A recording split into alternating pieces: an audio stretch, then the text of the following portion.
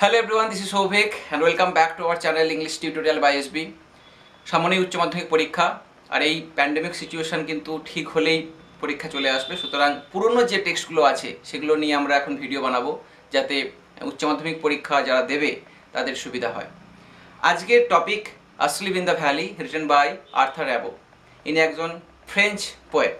Description বক্সে পুরো details থাকবে, just click on the link in the description box. আমাদের যে ওয়েবসাইট sbenglishclass.com, সেখানে আমরা সমস্ত কিছু দিয়ে দেবো, শর্ট কোশ্চেন তার সঙ্গে long question related to this poem.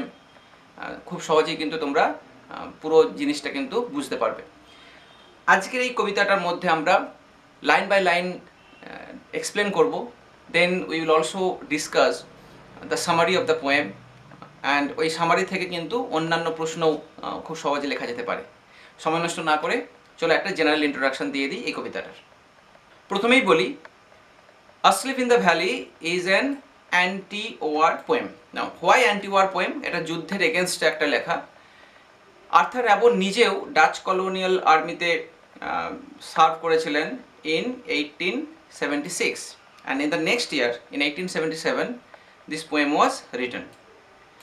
অনেক সময় শর্ট প্রশ্ন থাকে যে এটা কোন সময়কার যুদ্ধের এগেনস্টে লেখা হচ্ছে। ইট গোজ ব্যাক টু 1876, 1877। এরপরে আমরা চলে যাচ্ছি আমাদের text. A small green valley, সবুজ ছোট একটা উপত্যকা, হোয়ার আ স্লো স্ট্রিম ফ্লোজ, যেখানে একটা ছোট জলের ধারা বয়ে যাচ্ছে। অ্যান্ড লিভস, ছেড়ে যায়, লিভস মানে এখানে ছেড়ে যাওয়া। Long strands, long strand, strand means রেখা। এই যে নিচে আমাদের ওয়ার্ড মিনিং আমরা দিয়েছি। Heavy lines on the grass, মানে ঢেউয়ের যে রেখা কোথায় না ঘাসের ওপর। মানে it leaves long strands of silver, রূপলি রেখা ছেড়ে যাচ্ছে কোথায় না অন দ্য ব্রাইট গ্রাস, উজ্জ্বল ঘাসের ওপর। ফ্রম দ্য মাউন্টেন টপ, পাহাড়ের একদম ওপর থেকে। স্ট্রিম, এখানে স্ট্রিমটা হচ্ছে একটা ভার্ব, মানে নেমে আসে। কি নেমে আসছে না দ্য সানস রেজ, সূর্যরশ্মি। প্রশ্ন থাকে, শর্ট প্রশ্ন, where from does sun ray come? Sun rays are coming from the mountain top.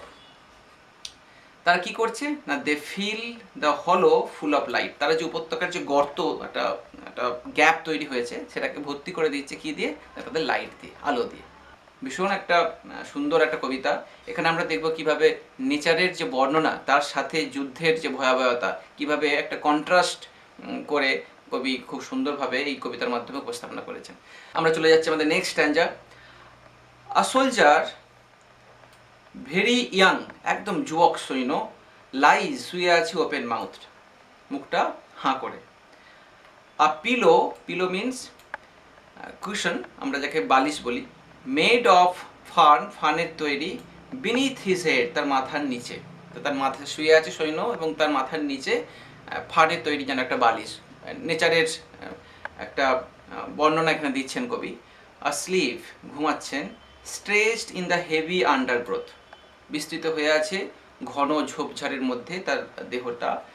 পেল ইন হিজ ওয়ার্ম, পেল মিনস বিবর্ণ, ব্লাডলেস, এই যেখানে দেওয়া আছে দেখো, পেল মিনস ব্লাডলেস। তার আগে আসলিভ, বিনিথ, বিনিথ মানে আন্ডার, পিলো মিনস কুশন, সব মিনিংগুলো কিন্তু এখানে দেওয়া আছে।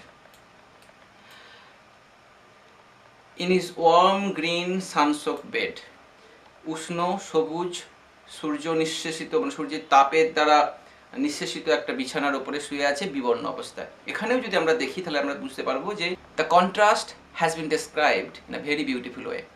এখানে যেমন প্রকৃতির ওয়ার্ম গ্রিন সানসোকড বেড এর সাথে পেল মানে বিবর্ণ, ব্লাডলেস, এই কন্ট্রাস্টটাকে কিন্তু কবি তার সমস্ত লেখার মধ্যেই তুলে ধরেছেন এই কবিতাতে। নেক্সট স্ট্যাঞ্জা। হিজ ফিট, তার পা, অ্যামং দ্য ফ্লাওয়ার্স, ফুলের মধ্যে। হিজ স্লিপস, ঘুমাচ্ছে, ঘুমায়। His smile is like an infant, তার হাসিটা একটা যেন শিশুর মতো। এখানে শিশু বলতে ইনোসেন্স, ইনোসেন্সকে বোঝানো হচ্ছে। জেন্টেল, একদম শান্ত ভদ্র। উইথাউট গাইল, গাইল মানে হলো কানিং, মানে যে খুব চালাকি করে তাকে আমরা বলি যে কানিং। তো কোনো রকমের চালাকি ছাড়াই সে শুয়ে আছে। এবার প্রকৃতিকে কবি অ্যাড্রেস করছে। ও নেচার, কিপ হিম ওয়ার্ম, তাকে উষ্ণ করে রাখো। হি মে ক্যাচ কোল্ড, তার কিন্তু ঠান্ডা লেগে যেতে পারে। এখানেও কবি প্রকৃতিকে অ্যাড্রেস করছেন যে please make him warm, otherwise he may catch cold. Last stanza, the humming insects, humming মানে সিঙ্গিং বা লো কন্টিনিউয়াস সাউন্ড, এমন মানে গুনগুন গুনগুন করে আওয়াজ করছে যে পোকামাকড়রা, ডোন্ট ডিস্টার্ব হিজ রেস্ট, তার বিশ্রামকে কিন্তু বিঘ্ন ঘটিও না। আবার এখানে অনুরোধ করছে প্রকৃতিকে, হি স্লিপস ইন সানলাইট, সে সূর্যরশ্মির মধ্যেই শুয়ে আছে, one hand on his breast, একটা হাত তার বুকের ওপর, অ্যাট পিস, শান্তিতে, in his side there are two red holes, this line is very very important. Last line has given the clear picture that the soldier has been killed in a war. এই last লাইনটা কিন্তু পরিষ্কারভাবে বলছে যে এই সৈন্যটি যে শুয়ে আছে সে মৃত, he is dead and he has been killed in war, because তার বুকের একদিকে দুটো ক্ষতচিহ্ন, উন্ড। তো এই হচ্ছে কবিতা। খুব সুন্দরভাবে the contrast has been described. আবারও বলছি, now I am going to read the substance of this poem, I am going to explain that. For the substance and other important answers, আরও গুরুত্বপূর্ণ যে প্রশ্নগুলো আছে যেমন ইমেজারি বা style, why it is call anti war poem, এর উত্তর, তার সাথে কিছু শর্ট প্রশ্ন উত্তর পেতে গেলে ডেসক্রিপশন বক্সে লিঙ্ক দেওয়া আছে, go and click on the link. আমাদের যে ওয়েবসাইট sbenglishclass.com, তার লিঙ্ক দেওয়া আছে ডেসক্রিপশন বক্সে, খুব সহজেই তোমরা কিন্তু উত্তরগুলো পেয়ে যাবে। If there is any problem to understand, কোনো রকমের যদি প্রবলেম থাকে, please write in the comment box, we will definitely get to you. আচ্ছা, এখানে এবার আমি রিড করছি। The first stanza of the poem describes, প্রথম স্ট্যাঞ্জাটা বর্ণনা করছে স্মল গ্রিন ভ্যালি, একটা ছোট্ট সবুজ উপত্যকা, থ্রু হুইচ, যার মধ্য দিয়ে আ স্লো স্ট্রিম ফ্লোজ অন, ছোট একটা নদীর ধারা বয়ে যায়, অ্যান্ড ইট ক্রিয়েটস, তৈরি করছে লং সিলভার লাইন্স, লম্বা লম্বা রূপালী রেখা, অন দ্য ব্রাইট গ্রাস, উজ্জ্বল ঘাসের ওপর। The valley is lit up by sunrays, উপত্যকাটা সূর্যরশ্মির দ্বারা পুরো আলোয় আলোময়, and it is filled by the light coming from the mountain top, পাহাড়ের ওপর থেকে যে আলোটা আসছে তার সেটা দিয়ে পুরো উপত্যকাটা ভরে যাচ্ছে। The next stanza attracts our attention to a young soldier, পরের স্ট্যাঞ্জাটা আমাদের মনোযোগ আকর্ষণ করছে একটা যুবক সৈন্যের প্রতি, হু ইজ স্লিপিং, যে ঘুমাচ্ছে, উইথ ইজ মাউথ ওপেন, তার মুখটা হাঁ করে, and his head is on, তার মাথাটা কোথায় আছে না, a pillow made of fern, একটা ফার্নের তৈরি বালিশের ওপর। Having been stretched in the heavy undergrowth, ঘন ঝোপঝাড়ের মধ্যে তার শরীরটা বিস্তৃত হয়ে আছে। The soldier has become bloodless, সৈন্য বিবর্ণ হয়ে গেছে সৈন্যটি, ইন হিজ সানসোক বেড, সূর্য নিঃশেষিত বিছানাতে। ইন দ্য নেক্সট স্ট্যাঞ্জা, পরের স্ট্যাঞ্জাতে, we get a picture of the visual charm of the scene, আমরা একটা সুন্দর প্রাকৃতিক সৌন্দর্যতার ছবি আমরা পাই। Some flowers have grown at his feet, কিছু ফুল তার পায়ের কাছে ফুটে উঠেছে। হিজ স্মাইল ইন্ডিকেটস, তার হাসিটা উল্লেখ করছে কি না, his innocent nature. Nature has been requested, প্রকৃতিকে অনুরোধ করা হয়েছে, to keep the soldier warm, সৈন্যটিকে গরম করে রাখতে, and let him enjoy his sleep, তার ঘুমটাকে যেন সে এনজয় করতে পারে, এটা কিন্তু প্রকৃতিকে অনুরোধ করেছেন কবি। ইন দ্য লাস্ট স্ট্যাঞ্জা, পরের লাস্ট স্ট্যাঞ্জাতে, the poet has also asked, কবি জিজ্ঞাসা করেছেন, দ্য হামিং ইনসেক্টস, গুনগুন করা পোকামাকড়গুলোকে, not to disturb his rest, তার বিশ্রামটাকে যেন বিঘ্ন না ঘটায়। দ্য পোয়েট, কবি, থ্রু দ্য লাস্ট লাইনের মধ্য দিয়ে, হ্যাজ রিভিল, প্রকাশ করেছেন, দ্যাট যে the innocent soldier has been killed in the war, যুদ্ধে মারা গেছেন এই সৈন্যটি। দ্য ফ্রেজ, যে ফ্রেজটি আছে, টু রেড হোলস, দুটো লাল গর্ত তার বুকের মধ্যে, has express the futility of war, যুদ্ধের যে ভয়াবহতা সেটাকে কিন্তু তুলে ধরেছেন এই লাস্টের লাইনটার মধ্য দিয়ে।